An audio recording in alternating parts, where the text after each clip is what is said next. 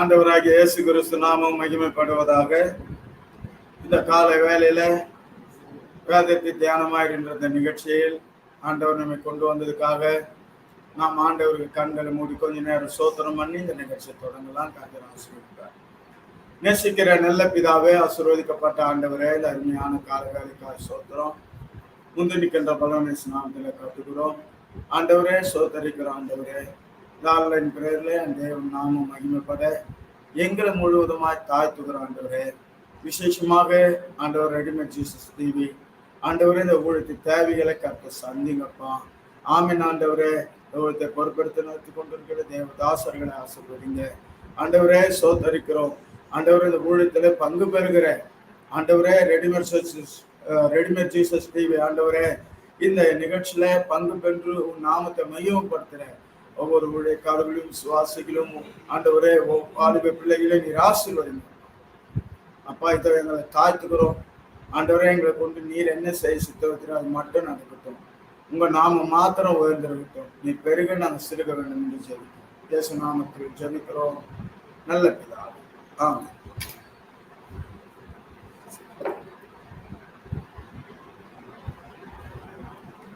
சோத்திரம் சோத்திரம். ஆண்டவர் நாமத்தை மேம்படுத்தும்படியாய் ஒரு பாடல் பாடி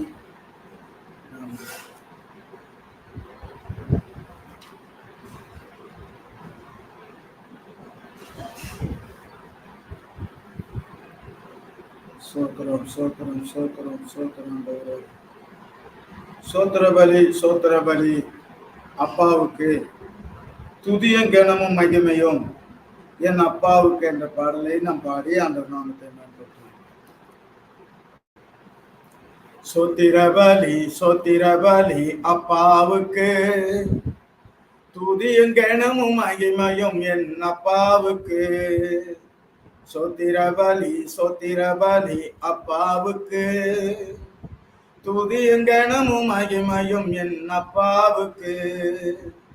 சுகம் தந்தீரே நன்றி ஐயா, சுகம் தந்தீரே நன்றி ஐயா, பலன் தந்தீரே நன்றி ஐயா, எனக்கு பலன் தந்தீரே நன்றி ஐயா. சொத்திரபலி சொத்திரபலி அப்பாவுக்கு துதியும் கனமும் மகிமையும் என் அப்பாவுக்கு. சொத்திரபலி சொத்திரபலி அப்பாவுக்கு துதியும் கனமும் மகிமையும் என் அப்பாவுக்கு. உணவு தந்தீர் நன்றி ஐயா, உணவு தந்தீர் நன்றி ஐயா, உடையும் தந்தீர் உடையும் தந்தே நன்றி ஐயா. சொத்திரபலி சொத்திரபலி அப்பாவுக்கு துதியும் கனமும் மகிமையும் என் அப்பாவுக்கு. ஆமென் ஆமென். சொத்திரபலி சொத்திரபலி அப்பாவுக்கு துதியும் கனமும் மகிமையும் என் அப்பாவுக்கு. அன்பு குந்தி நன்றி ஐயா, அன்பு கூர்ந்தி நன்றி ஐயா, அரவணைத்தே நன்றி ஐயா, அரவணைத்தே நன்றி ஐயா. சொத்திரபலி சொத்திரபலி அப்பாவுக்கு துதியும் கனமும் மகிமையும் என் அப்பாவுக்கு. ஆமென். சொத்திரபலி சொத்திரபலி அப்பாவுக்கு துதியும் கனமும் மகிமையும் என் அப்பாவுக்கு. கூட வைத்து நன்றி ஐயா, கூட வைத்து நன்றி ஐயா, பாட வைத்தி நன்றி ஐயா, என்னை பாட வைத்தி நன்றி ஐயா. சொத்திரபலி சொத்திரபலி அப்பாவுக்கு துதியும் கனமும் மகிமையும் என் அப்பாவுக்கு. சொத்திரபலி அப்பாவுக்கு, துதியும் கனமும் மகிமையும் என் அப்பாவுக்கு. அபிஷேகித்தீர் நன்றி ஐயா, அபிஷேகித்தீர் நன்றி ஐயா, அரவணைத்தீர் நன்றி ஐயா, அரவணைத்தீர் நன்றி ஐயா. சொத்திரபலி அப்பாவுக்கு, துதியும் கனமும் மகிமையும் என் அப்பாவுக்கு. சொத்திரபலி அப்பாவுக்கு, துதியும் கனமும் மகிமையும் என் அப்பாவுக்கு.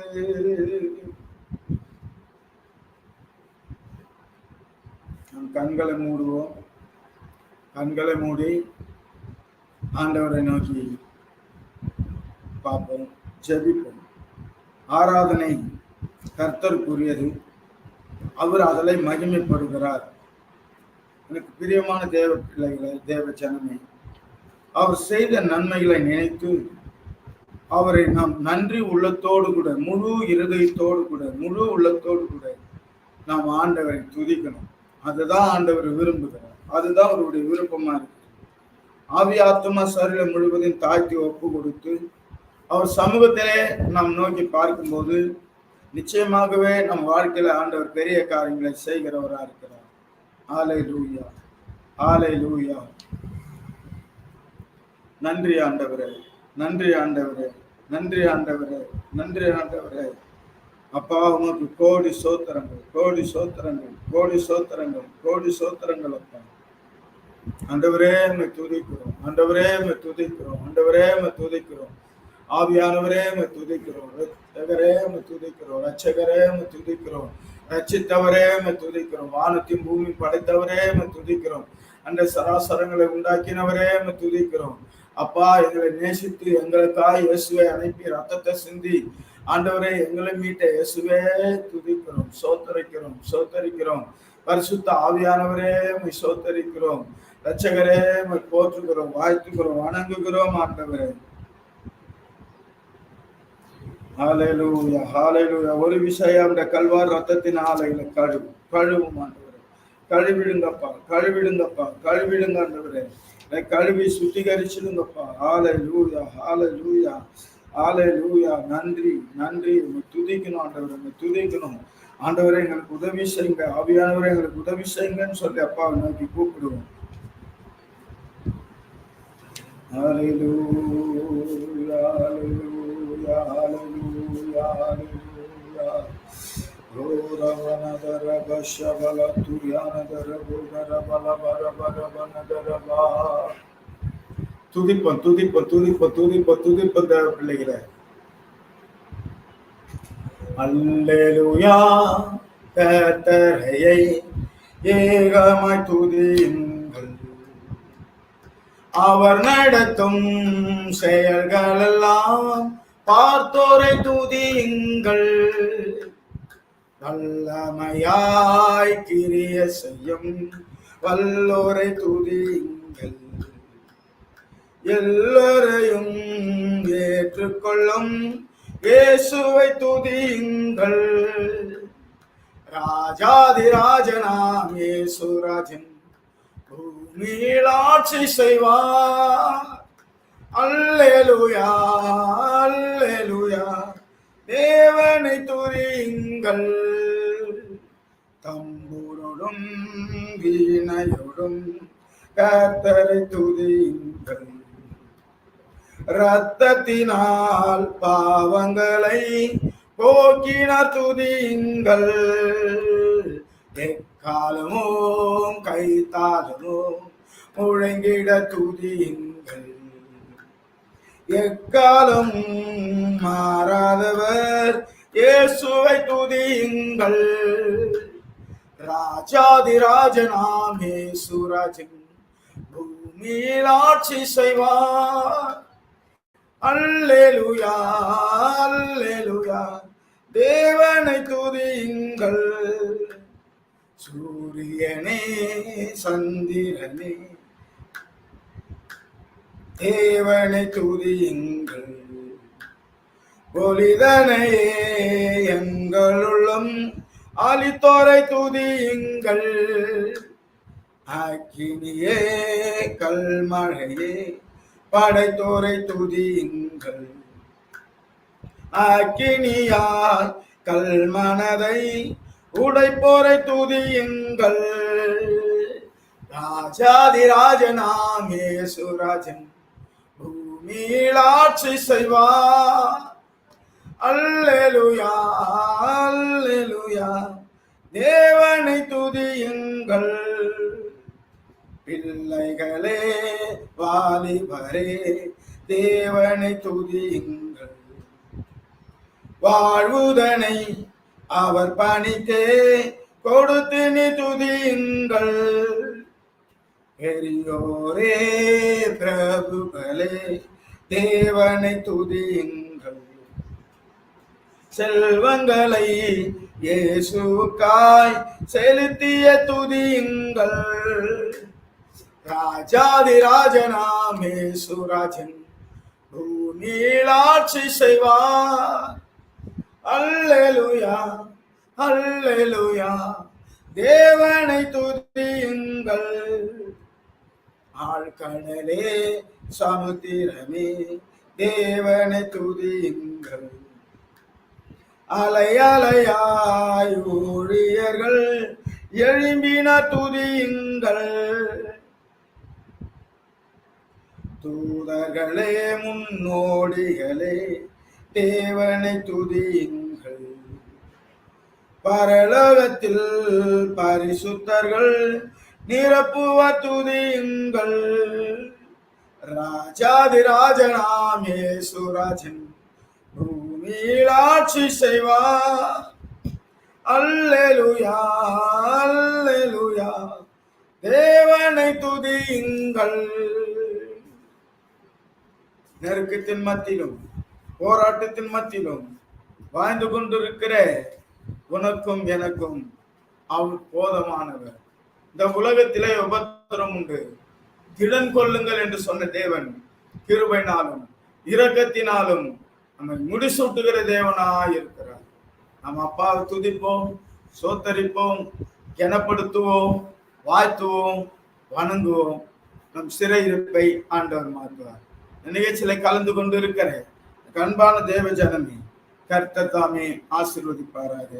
ஆமென்.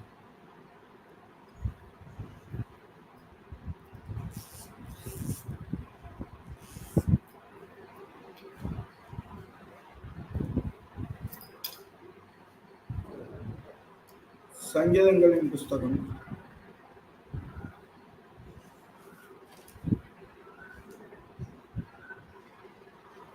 147 சங்கீதம் 11 வசனத்தை நம்ம வாசிக்கலாம். தமக்கு பயந்து தமது கிருபைக்கு காத்திருக்கிறவர்கள் மேல் கர்த்தர் பிரியமா இருக்கிறார். கண்கள் நேசிக்கிற நல்ல பிதாவே, ஆசீர்வதிக்கப்பட்ட ஆண்டவரே, தர்மையான நல்ல நாளுக்காக ஸ்தோத்திரம். இந்த நாளிலும் இந்த நாமம் மகிமைப்பட ஆண்டவரை பார்க்கிறவர்கள், செவி கொடுத்து கேட்கிறவர்கள், உணர்ந்து பார்க்கிற பிள்ளைகள், சிந்தனை செயல்கள், செவிகள், இருதயம் எல்லாவற்றும் பரிசுத்தப்படுத்தி விட்ட சேதம் செய்து நல்ல நிலமாய் மாற்றுங்க ஆண்டவர். நல்ல நிலத்தில் விதைக்கப்படுகிற வசனமானது மனுஷன் குமாரன் விதைக்கும் விதையாய் அது 30, 60, 100 பலன் கொடுக்கும். என் தகப்பனே, அப்பா பேசுகிறது நீங்கள் அல்ல, உங்களில் ஆவியானவர் சொன்ன தேவன். ஆவியானவரே நீங்க பேசுங்க, நாங்க கேட்கிறோம். இயேசு நாமத்தில் ஜெபிக்கிறோம் நல்ல பிதாவே. ஆமென் ஆமென். அல்லேலூயா. கர்த்தருக்கு மகிமை உண்டாவதாக. சொல்லும்போது பாருங்க, தமக்கு பயந்து தமது கிருபைக்கு காத்திருக்கிறவர்கள் மேல் கர்த்தர் பிரியமா இருக்கிறார். கர்த்தருக்கு பயப்பட வேண்டிய பயத்தை அவர் எதிர்பார்க்கிறார். இன்னைக்கு துணிகரமாய் தேவ பிள்ளையை வந்து ஆண்டவருடைய வேலையை செய்யறதெல்லாம் பார்க்கிறோம். ஆண்டவருக்கு பிரியமா இருக்கிற மாதிரி பண்றதெல்லாம் பார்க்கிறோம். ஆனாலும் கர்த்தருக்கு பிரியமானது என்னது என்று அவர் இருதயங்களை சோதித்து பார்க்கிற தேவன். கர்த்தருக்கு சோத்திரம் உண்டாவதாக. எனக்கு பிரியமான தேவ ஜனமே, ஆண்டவருக்கு பிரியமானதை நாம் செய்கிறோமா என்று ஆண்டவர் பார்க்கிறோம். ஒரு காரியத்தை நாம் வாசித்து கடந்து போகலாம். மத்தேயு எழுதின சுவிசேஷம்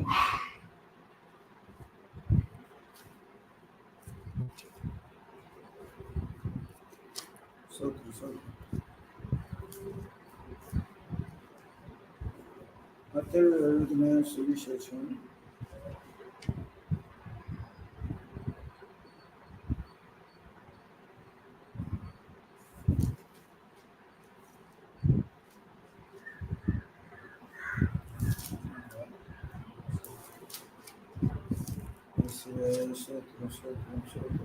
19.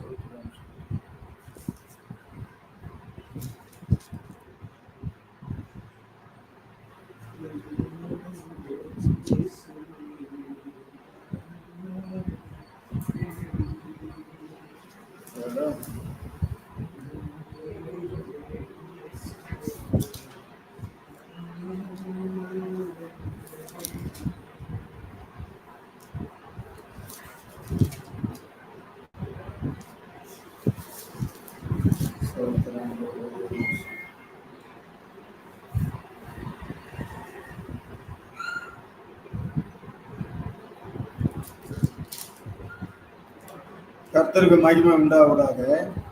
ஒரு காரியத்தை சொல்லுவார்.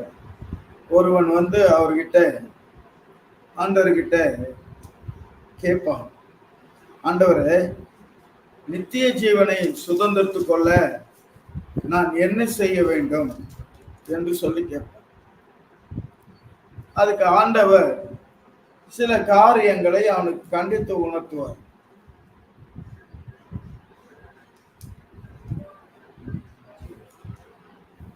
கண்டித்து உணர்த்துகிற காரியத்தை எங்களை பார்க்க முடியும். அதைதான் தேடுறேன், வேற ஒண்ணும் இல்லை.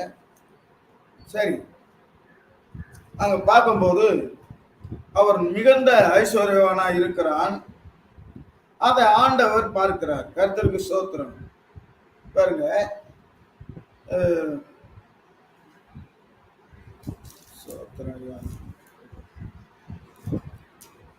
ஆண்டவரே, நித்திய ஜீவனை சுதந்திரத்துக் கொள்ள நான் என்ன செய்ய வேண்டும்?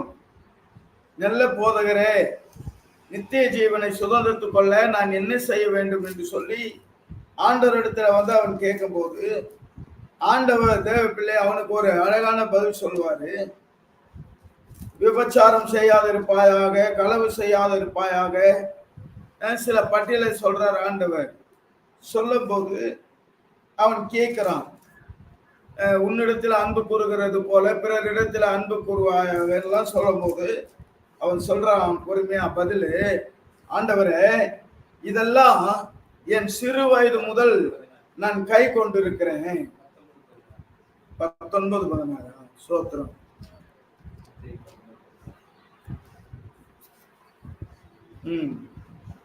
19-16 அப்போது ஒருவன் அவரை நோக்கி, நல்ல போதகரே, நித்திய ஜீவனை அடைவதற்கு நான் என்ன நன்மை செய்ய வேண்டும் என்று கேட்டான். அதற்கு அவர், நீ என்னை நல்லவன் என்று சொல்வானேன்? தேவன் ஒருவரை தவிர நல்லவன் ஒருவனும் இல்லையே. நீ ஜீவனில் பிரவேசிக்க விரும்பினால் கற்பனைகளை கைக்கொள் என்றார். வேற ஒன்னும் சொல்லலாம். கற்பனைகளை கைக்கொள். கற்பனைகள் என்ன என்று பார்க்கும்போது அடுத்த வசனம் 18 நம்ம சொல்லும் போது பார்க்கும்போது அவன் அவரை நோக்கி, இவைகளை எவைகள் என்று கேட்டான். அவன் அவரை நோக்கி எவைகளை என்று கேட்டான். அதற்கு இயேசு, கொலை செய்யாதிருப்பாயாக, விபச்சாரம் செய்யாதிருப்பாயாக, களவு செய்யாதிருப்பாயாக, பொய் சாட்சி சொல்லாதிருப்பாயாக, உன் தகப்பனும் உன் தாழியும் கனம் பண்ணுவாயாக, உன்னிடத்தில் நீ அன்பு கூறுகிறது போல பிறரிடத்திலே அன்பு கூறுவாயாக என்பவைகளே என்றார். கர்த்தருக்கு ஸ்தோத்திரம். இந்த காரியம், இத்தனை காரியம் இருக்கு. இது கற்பனையில அடங்கி இருக்கிற காரியங்கள். இந்த கற்பனையை கை கொள்கிறவனுக்கு அவர் அந்த காரியத்தை சொல்றார். அவன் என்ன பண்ணலாமா? ஜீவனுக்குள்ள வர்றதுக்கு அவனுக்கு ஒரு வழி. எது? இந்த கற்பனை அவன் கை கொண்டால் கர்த்தரை ஏற்றுக்கொண்டு அவருக்குன்னு ஓடும்போது அவர் இந்த காரியத்தை செய்கிறார். அதுல தேவ பிள்ளைய 20ஆம் வசனத்துல அந்த வாலிபன் அவரை நோக்கி, இவைகளை எல்லாம் என் சிறு வயது முதல் கை கொண்டு இருக்கிறேன், இன்னும் என்னிடத்தில் குறைவு என்ன என்று கேட்டார். அதற்கு இயேசு, நீ பூரண சர்க்குணராக இருக்க விரும்பினால் போய் உனக்கு உண்டானவைகளை விற்று தரித்திரருக்கு கொடு, அப்போது பரலோகத்தில் உனக்கு பொக்கிஷம் உண்டாயிருக்கும்படி பின்பு என்னை பின்பற்றி வா அப்படின்னு சொன்னார். 20 அவன் கேட்டதுக்கு 21 பதில் சொல்லிட்டாரு. என்னென்ன இதெல்லாம் நீ கை கொள்ளணும் அப்படின்னு சொல்லிட்டாரு. ஒரே ஒரு வழி என்னன்னா, அவன் வச்சிருக்கிற பொக்கிஷத்தை வித்தணும். அவன் சேல் பண்றானோ இல்ல யாருக்குன்னா கொடுத்துட்றானோ இல்ல கொடுத்து பணம் வாங்கி மற்றவர்களுக்கு கொடுக்குறானோ அது அவன் பாடு. உனக்கு உண்டானதை விற்று என்ன பண்ணு, தரித்திரருக்கு கொடு, அவ்வளவுதான் ஆண்டவருடைய கட்டளை. இவைகளெல்லாம் நான் கை கொண்டு இருக்கிறேன்னு என்னும் போது அவன் மிகுந்த பொருளுடையவனா இருக்கிறான்.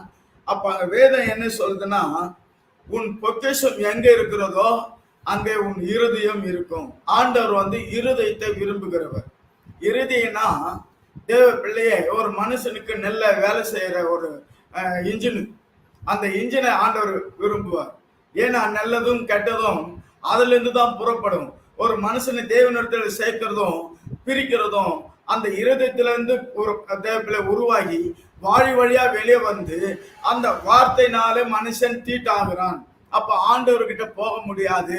அப்ப பொருளாசை உள்ளவன் தேவனிடத்துல போக முடியாது. பண ஆசை உள்ளவன் தேவனிடத்துல போக முடியாது. தேவையில்லாத காரியங்களில ஈடுபட்டு தன் சரீரத்தை வித்து போடுகிறவன் தேவனுடைய ராஜ்யத்தில் போக முடியாது. தேவப்பிள்ளை குரோதம் பகைகள் இவைகளை வைத்துக் கொண்டிருக்கிறவன் தேவனுடைய ராஜ்யத்தில் போக முடியாது. ஜீவனுக்குள்ள பிரவேசிக்க முடியாது. அதனாலதான் ஆண்டவர் என்ன பண்றாரு, உனக்கு இருக்கிறதை என்ன பண்ணு, விற்று ஏழைகளுக்கு கொடு. அவன் மிகுந்த ஆஸ்தி உடையவனா இருந்தான். அவனுடைய இருதயம் அது மேல பற்றுதலா இருந்ததுனால அவன் உதடு மாத்திரம் தேவனை கனப்படுத்தி இருக்கிறது, அவன் உள்ளமோ தூரமா இருக்குது. எனக்கு அன்பானவர்களே, ஆண்டவர் சொல்வார், இவர்கள் மனுஷ கற்பனையை கை கொண்டு எனக்கு ஆராதனை செய்யறாங்க. நான் விரும்புகிற ஆராதனை கிடையாது. இவர்கள் செய்கிறதெல்லாம் மனுஷன் கற்பனைகளில கை கொண்டு அதன்படி ஒரு ஆராதனை செஞ்சுட்டு அவங்க போயிடுறாங்க, முடிஞ்சிடுதுன்னு அவர் சொல்றாரு. இந்த உதடு என்னை கனப்படுத்துறது, ஆனா அவர்கள் உள்ளமோ அவர்கள் இருதயமோ என்னை விட்டு தூரமா இருக்குது என்று சொல்றாரு. பாருங்க எனக்கு அன்பானவர்களே, அப்ப ஆண்டவரிடத்துல நன்மை பெறணும்னு சொன்னா அவருக்கு முதலாவது பயப்படணும். இப்ப பயம் இல்லாத ஒரு ஆராதனையை ஆண்டவர் ஏற்றுக்கொள்ள மாட்டாரு. அவர் எல்லாரையும் நேசிக்கிறவர். ஆராதனைக்கு உரியவர் அவர் மாத்திரம்தான். புகழுக்கு உரியவர் அவர் மாத்திரம்தான். பெருமைக்கு உரியவர் அவர் மாத்திரம்தான். எல்லாம் கனத்துக்குரியவர் இயேசு மாத்திரம்தான். நம்ம கொஞ்சம் அங்க வைக்கிறது, கொஞ்சம் இங்க வைக்கிறது, இதெல்லாம் ஆண்டவருக்கு பிரியம் கிடையாது. முழு மனதோடு ஆண்டவரை தேடிப்பார். அதாவது நித்தியத்துக்குள்ள போனோம், ஜீவனுக்குள்ள போனோம், நித்திய ஜீவனை காப்பாற்றப்பட வேண்டும்.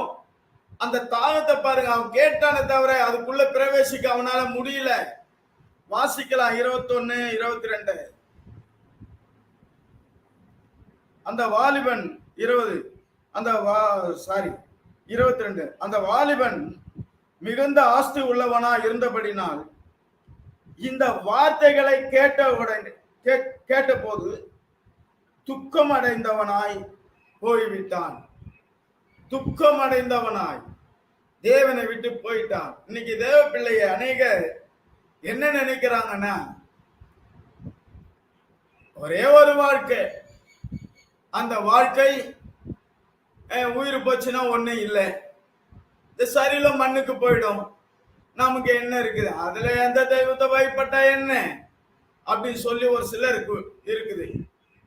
ஆனா கிறிஸ்தவர்களுக்குள்ள, அதாவது கிறிஸ்துக்குள்ள இருக்கிறவர்களுக்குள்ள ஒரு நம்பிக்கை என்னன்னா, நான் ஆண்டவருக்கு பயந்து ஜீவிக்கிறேன், கர்த்தருக்காக வாழ்கிறேன், நான் அவரோடு கூட இருக்கிறேன், எனக்கு அது போதும், நான் மரித்தாலும் அவரோடு கூட நான் வருவேன், என் ஜீவன் கிறிஸ்துக்குள் மறைந்து இருக்கிறது, ஒரு நம்பிக்கை.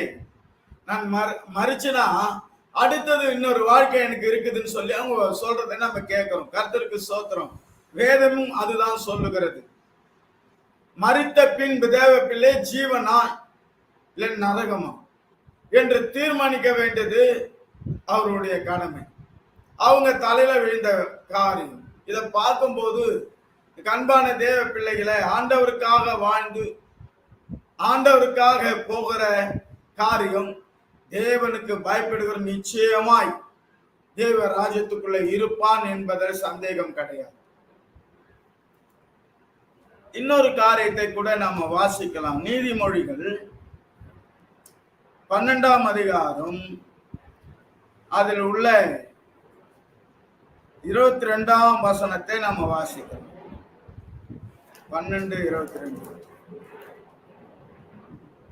பொய் உதடுகள் கர்த்தருக்கு அருவருப்பானவைகள், உண்மையாய் நடக்கிறவர்களோ அவருக்கு பிரியம். உண்மையாய் நடக்கிறவர்கள் அவருக்கு பிரியம். உண்மையா நடக்கிறார்களா, ஆண்டவருக்கு பிரியம். அவங்க மேல அவங்களுக்கு இடரல் உண்டாகாது. மோசையை குறித்து ஆண்டவர் சொல்வார், என் வீட்டில எங்கோ உண்மை உள்ளவன் மோசை, என் தாசன் என்று சொல்லுவார். கர்த்தருக்கு பயந்து ஜீவிக்கிறதுனால கர்த்தரோடு கூட வைத்திருக்கிற அழிக்கம் அதிகமாக இருக்கிறதுனால மோசையை சொல்வார் ஆண்டவர், என் தாசன் என்று சொல்வார். கர்த்தருக்கு பயப்படுகிறவர்களை அவர் கனப்படுத்துகிற தேவன் தேவ பிள்ளையே. அவன் பணக்காரனோ ஏழையோ ஒண்ணும் இல்லாதவனோ அதெல்லாம் ஒரு பிரச்சனை கிடையாது. கர்த்தருக்கு முழு மனதோடு செயல்படுகிறான், அவனை ஆண்டவர் நேசிக்கிறார். அவன் மீது பாருங்க, பொய் உதடு கர்த்தருக்கு அருவருப்பான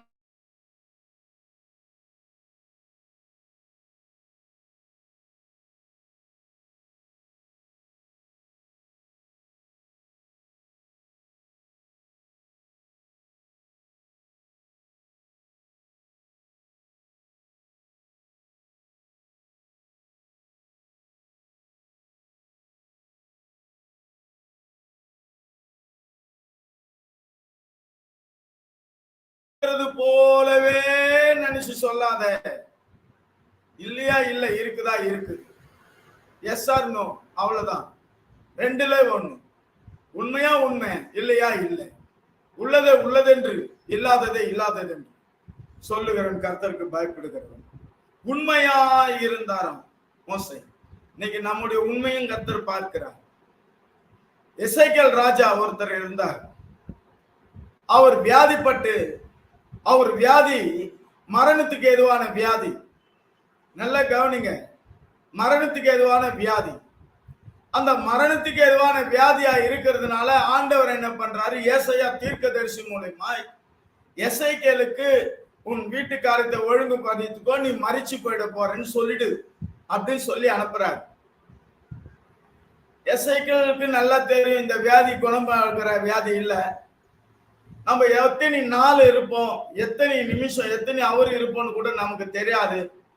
அந்த நிலைமைக்கு நேரா தள்ளப்பட்டிருக்கிறார் எசேக்கியேல் ராஜா. அப்போ தீர்க்கதரிசி போயிட்டு சொல்றாரு, உன் வீட்டுக்காரியத்தை நீ ஒழுங்குபடுத்திக்கோ அப்படின்னு சொல்றாரு. வீட்டுக்காரியத்தை ஒழுங்குபடுத்தி நீ மறிச்சிடுவேன்றாரு. அப்படியே ஸ்ட்ரைட்டா சொல்லிடுறாரு. சொல்லிட்டு அவர் வந்துடுறாரு. தேவ பிள்ளைய அங்க நடக்கிற ஒரு காரியம் என்னன்னா, சிவபுரமாய் எசேக்கியேல் ராஜா ஆண்டவர்கிட்ட சொல்றாரு, ஆண்டவரே நான் உமக்கு முன்பாக உண்மையும் உத்தமமாய் நடந்து கொண்டதை நினைத்தருளும் என்று சொல்லி அவர் ஒரு ஜபம் பண்றார். கண்ணீரோடு கூட அழுகிறார். தேவ பிள்ளையை நினைத்தருளுங்க ஆண்டவர், உனக்கு உண்மையும் உத்தமமா நான் நடந்தனே. இன்னைக்கு உண்மையும் உத்தமமா நடக்கிறவங்க தான் ஆண்டவருக்கு சொல்ல முடியும், ஆண்டவர் நான் உண்மையா இருக்கிறேன், உத்தமமா இருக்கிறேன், நடந்தனே, எனக்கு ஏன் ஆண்டவரே இந்த நிலைமைன்னு சொல்லி கேட்கறதுக்கு கூட தயங்காம அவர் சிவரபுரமா இருதயத்தை ஊத்துறார் ஆண்டவரை நோக்கி.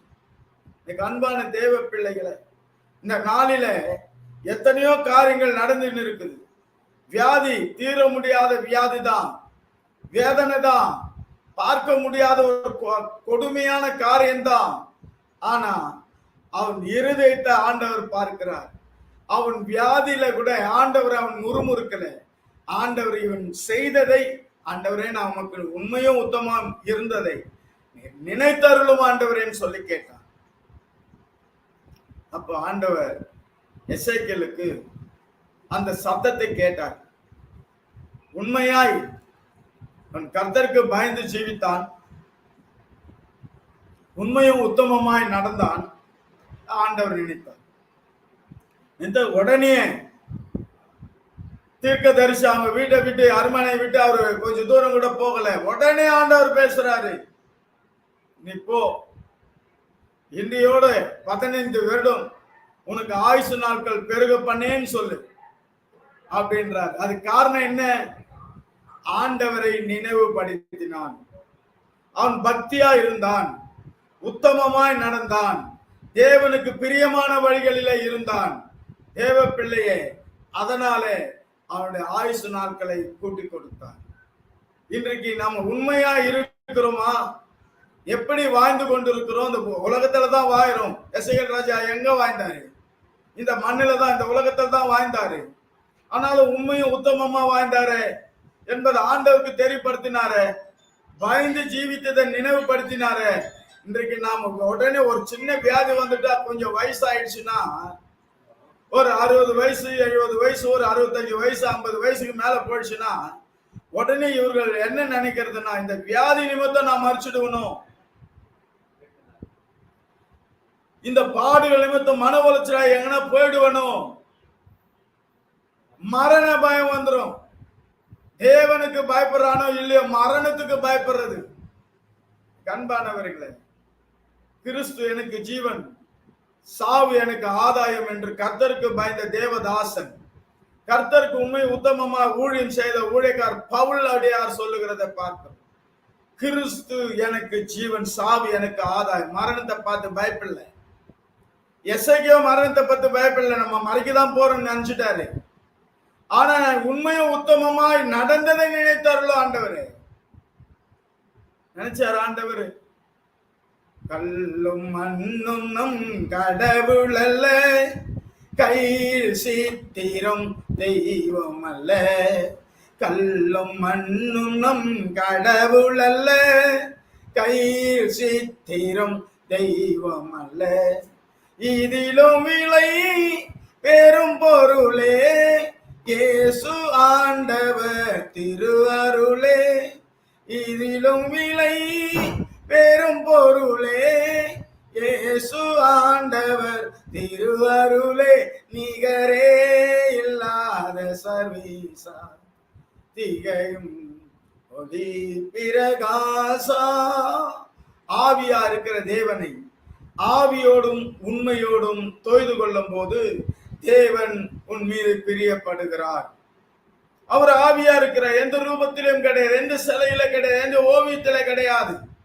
அவர் ஆவியா இருக்கிற தேவன், வார்த்தையா இருக்கிற தேவன். எனக்கு பிரியமானவர்களே, இந்த சத்தியத்துக்கு நம்ம கீழ்ப்படியும் போது தேவன் நிச்சயமாய் நம்மை ஆசீர்வதிக்கிறவராய் இருக்கிறார். கர்த்தருக்கு மகிமை உண்டாவதாக. அதுல இன்னொரு வசனத்தை கூட நம்ம வாசிக்கலாம். சங்கீதம் 1 சங்கீதம் 1 வசனம்.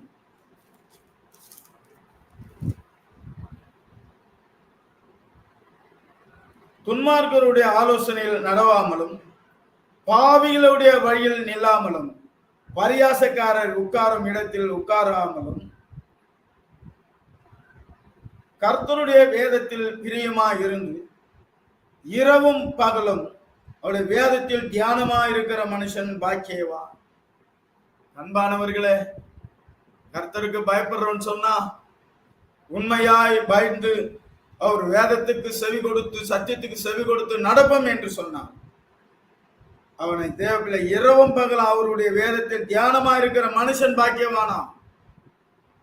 எப்போ நேரம் இருக்குதோ, எப்பெல்லாம் நம்ம ஆண்டவரை தேடி போறோமோ அப்பெல்லாம் தேவன் நமக்கு உதவி செய்கிறவராக இருக்கிறார். கர்த்தருக்கு பிரியமான தேவ ஜனமே, ஆண்டவருக்கு பிரியமானவர்களே, யோவான் 2ஆம் அதிகாரத்திலே 11ஆம் வசனம் சொல்லப்பட்டிருக்குது. யோவான் 2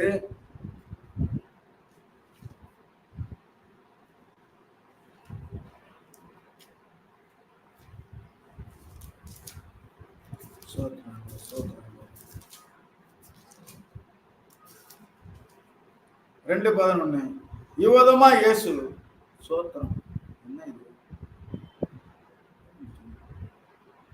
கர்த்தருக்கு மகிமை உண்டாவதாக. அதுக்கு முன்பாக அவர் ஆண்டவரோடு கூட இருக்கிறார். இயேசு அவரோடு கூட ஜீவித்துக் கொண்டிருக்கிற காரியத்துல சீஷர்களை கூட்டின்னு போறார். அவங்க 3 பேர் போறாங்க.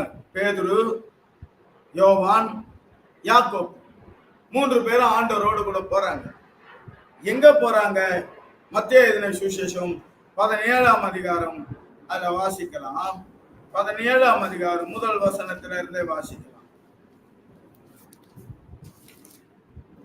6 நாளைக்கு பின்பு இயேசு பேதுருவையும் யாக்கோப்பும் அவருடைய சகோதரனாகிய யோவானையும் உயர்ந்த மலை மேல் போய் அவர்களுக்கு முன்பாக மறுரூபமானார். அவர் முகம் சூரியனை போலவும் பிரகாசித்தது. அவர் வஸ்திரம் வெளிச்சத்தை போல வெண்மையாயிற்று. அப்போது மோசையும் எலியாவும் அவரோடு கூட பேசுகிறவர்களாக அவர்களுக்கு காணப்பட்டார். அப்போது பேதுரு இயேசுவை நோக்கி, ஆண்டவரே, நாம் இங்கே இருக்கிறது நல்லது. உமக்கு சித்தமானால் இங்கே உமக்கு ஒரு கூடாரமும் மோசைக்கு ஒரு கூடாரமும் எலியாவுக்கு ஒரு கூடாரமும் மூன்று கூடாரங்களையும் போடுவோம் என்றான். அவன் பேசுகையில் இதோ ஒளி உள்ள ஒரு மேகம் வானத்தில் மேல் நேரிட்டு, இவர் என்னுடைய நேசகுமாரன், இவரில் பிரியமாயிருக்கிறேன், இவருக்கு செவி கொடுங்கள் என்று அந்த மேகத்திலிருந்து சத்தம் உண்டாயிற்று. சீஷர்கள் அதை கேட்டவுடனே முகக்குப்புற விழுந்து மிகவும் பயந்தார்கள். மிகவும், கொஞ்சம் பயந்தால அதிகமா பயப்படுறாங்க. என்ன இது, ஆண்டவர் திடீர்னு இப்படி வெண்மையாயிட்டாரு, முகலாம் மாறிச்சு, சூரியனை போல இருக்குதே, வெளிச்சமா இருக்குதே என்று சொல்லி அவர்கள் பயப்படுறாங்க. தேவ பிள்ளையே, ஆண்டவர் அவர்கள் சோர்ந்து போகிறாங்கன்னு இயேசுக்கு நல்லா தெரியும். சொல்றாரு, இறங்கி வராரு. வந்து தேவ பிள்ளையே, ஒரு இயேசு வந்து அவர்களை தொட்டு எழுந்திருங்கள், பயப்படாதீர்கள் என்று சொன்னார். அவருக்கு பிரியமானது என்ன தெரியுமா? பயப்படுகிறவன் அவருக்கு பிரியம் இல்லை. இவர்கள் எதை பார்த்து பயப்படுறாங்கன்னா, மாம்ச சிந்தையில மாம்சத்திலே கட்டப்பட்ட இருந்த நிலைமையில இருக்கிறதுனால அவர்கள் பயந்தார்கள். ஆனா ஆண்டவருக்கு பயப்படணும், அதுதான் முக்கியம். இவர்கள் ஏன் பயந்தார்கள்? உயிருக்கு பயந்தா இன்னொரு நடந்துற போது அதான் இல்லையா? கர்த்தருக்கு பயப்படுறவருக்கு ஆயுசு நாட்களை பெருக பண்ணுவார். கர்த்தருக்கு மகிமை உண்டாகும். அப்ப ஆண்டவர் பிரியமா இருக்கணும்னா நம்ம வாசித்தபடி வேத பகுதி தேவப்பிள்ளை அந்த 140 சோத்திரம் 7ஆம் சங்கீதத்துல 11ஆம் வசனம் சொல்லும் போது, தமக்கு பயந்து கர்த்தருக்கு பயந்து அவர் கிருபைக்கு காத்திருக்கிறவர்கள் மேல் அவர் எப்படி இருக்கிறாரா? கர்த்தர் பிரியமா இருக்கிறார். அந்த பிரியத்தை, அவர் பிரியம் உனக்குள்ள இருக்குமானா ஜெயம் உனக்கு உண்டு. அவர் பிரியம் உன் மீது வரும் என்று சொன்னால் தேவ பிள்ளை நீ தோல்வி அடைகிறவர் கிடையாது. அவர் பிரியம் உன் மீது இருக்கிறன்னா சீக்கிரம் உன்னை வியாதி மேற்கொள்ளாது.